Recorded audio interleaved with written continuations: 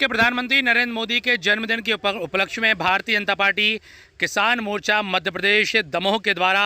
प्राकृतिक खेती व जल संरक्षण विषय को लेकर गौ आधारित प्राकृतिक खेती व जल संरक्षण हेतु जन जागरण किसान पदयात्रा निकाली जा रही है। 26 सितंबर से 25 दिसंबर तक यह आयोजन किया जाएगा, जिसके पहले चरण में 26 सितंबर से 2 अक्टूबर तक दमोह विधानसभा में यह पदयात्रा निकाली जाएगी। जन जागरण किसान पदयात्रा को लेकर के भारतीय जनता पार्टी के जिलाध्यक्ष प्रीतम सिंह लोधी एवं भाजपा किसान मोर्चा के जिलाध्यक्ष हरिश्चंद्र पटेल गुड्डू ने विस्तार से जानकारी दी। इसके साथ ही अन्य लोगों के द्वारा इस जन जागरण किसान पदयात्रा के बारे में विस्तार से अवगत कराया गया। Bureau report, ACN news. उसी के क्रम में भाजपा किसान मोर्चा को सेवा पखवाड़े के रूप में प्राकृतिक खेती जल संरक्षण विषय को लेकर हम लोगों को आयोजन करना है। तो इसी क्रम में जन जागरण के रूप में जिले के यशस्वी जिलाध्यक्ष आदरणीय प्रीतम सिंह जी की अनुमति से दमोह में 26 सितंबर से 2 अक्टूबर तक 7 दिवसीय दमोह विधानसभा में पदयात्रा के माध्यम से गांव-गांव जाकर हम सभी किसान मोर्चा के साथी और भारतीय जनता पार्टी के सभी वरिष्ठ कार्यकर्ता किसानों को समझाएंगे और बताएंगे कि प्राकृतिक खेती क्या है और इसको करने के कितने फायदे हैं और रासायनिक खाद के उपयोग के क्या दुष्परिणाम हैं, उनके बारे में जन जागरण संदेश यात्रा हम लोग निकालने जा रहे हैं। 17 सितंबर से 2 अक्टूबर तक हमारा सेवा पखवाड़े के रूप में आदरणीय नरेंद्र मोदी जी का जन्मदिन हम सभी भारतीय जनता पार्टी के कार्यकर्ता पूरे देश भर में मना रहे हैं, जिसे हम सेवा समर्पण के पखवाड़े के रूप में विभिन्न प्रकार के कार्यक्रम आयोजित कर रहे हैं। उसके तहत भारतीय जनता पार्टी के बैनर तले और भारतीय जनता पार्टी के जो 7 मोर्चे हैं, सभी मोर्चों को अलग अलग विभिन्न प्रकार के कार्यक्रम दिए गए, जिसमें हमारे किसान मोर्चे ने प्राकृतिक खेती और जल संरक्षण पर पूरे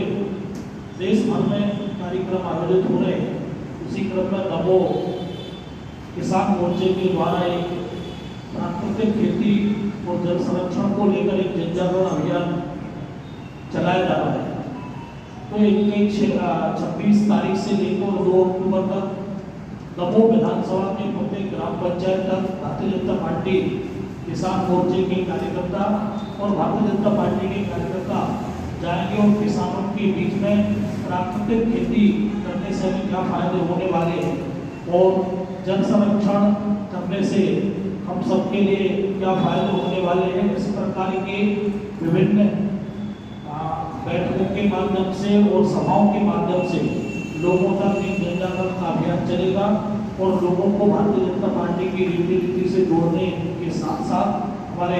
देश के प्रधानमंत्री आदरणीय नरेंद्र मोदी जी द्वारा जो जनहित योजनाएं चलाई जा रही हैं, उन योजनाओं को जन जन तक पहुँचाना और प्रदेश के मुख्यमंत्री आदरणीय शिवराज सिंह चौहान जी की जो जनहित योजनाएं चलाई जा रही हैं, इन सभी योजनाओं को किसान वर्गों तक पहुँचाने का काम हमारा किसान मोर्चा करने वाला है। 3 प्रमुख चौपालें एक दिन में हम लोगों ने रखी है। जहाँ से यात्रा शुरू करेंगे वहाँ एक आम सभा दोपहर सभा के रूप में एक चौपाल लगेगी,